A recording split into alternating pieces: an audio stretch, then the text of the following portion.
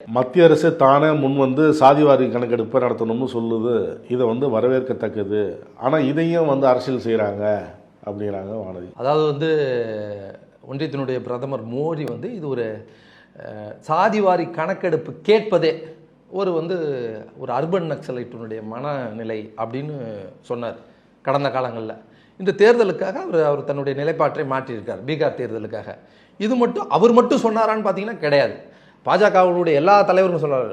நிதின் கட்கரி என்ன சொன்னார்னா, சாதிவாரி கணக்கெடுப்பு எவனா கேட்டால் காலால் எட்டி உதைப்பேன்னாரு. நீங்கள் எடுத்து பாருங்கள், எட்டி உதைப்பேன், சாதிவாரி கணக்கெடுப்பு கேட்பவர்கள் எட்டி உதைப்பேன்னாரு. அந்த கட்சியில் இருக்கக்கூடிய அஜித் மாலவிகான்னு நினைக்கிறேன், அவர் என்ன சொல்லியிருக்காங்கன்னா, இந்த மாதிரி சாதிவாரி கணக்கெடுப்புன்னு பிரிவினைவாதிகள், இந்த நாட்டை பிரிவினைவாத சக்திகள் தான் சாதிவாரி கணக்கெடுப்பாங்க. சாதிவாரி கணக்கெடுப்பு எதுக்கு?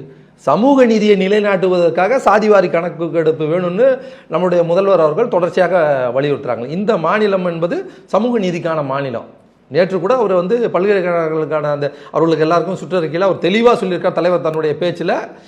இந்த மாநிலத்தில் கல்வி திட்டம்ன்றது எப்படி இருக்குன்றதுனா சமூக நீதியோட சயின்டிஃபிக்காக இருக்கணும். இந்த ரெண்டு விஷயங்களையும் நீங்கள் மறந்துடாதீங்க. இது ரெண்டும் நமக்கான ஃபண்டமெண்டல்ன்றதில் முதல்வர் தெளிவாக இருக்கார். நீங்கள் என்ன பண்ணுறீங்க? சாதிவாரி கணக்கெடுப்பு கேட்குறவர்களை பெரிய குற்றவாளிகளை போல சித்தரிப்பதும், அவர்களை நீங்கள் காலால் எட்டி உதைப்ப சொன்ன நீங்கள் இன்னைக்கு ஒரே நாளில் உங்களோட நிலப்பாடை மாட்டிக்கிட்டு என்ன மாதிரி ஒரு நிலைப்பாடு எடுக்கிறீங்க? சாதிவாரி கணக்கெடுப்பு நாங்கள் கொண்டு வரோம். ராகுல் காந்தி மேலே கேஸ் போட்டிங்களா இல்லையா? சாதிவாரி கணக்கெடுப்பு கேட்டதுக்காக 2024ஆம் ஆண்டு ராகுல் காந்தி மேல பாஜக ஆட்களால் வழக்கு தொடரப்பட்டதா இல்லையா?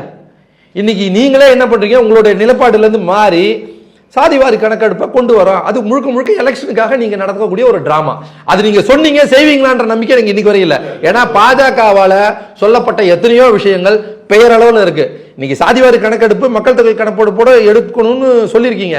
அது நடைமுறை வருமானு தெரியல. ஏன்னா 2021 எடுக்கப்பட வேண்டிய ஒரு கணக்கெடுப்பு இது. இப்ப நீங்க எலெக்ஷனுக்காக இதை சொல்லியிருக்கீங்க. இதை செய்வீர்களான்ற நம்பிக்கை எனக்கு இல்லை.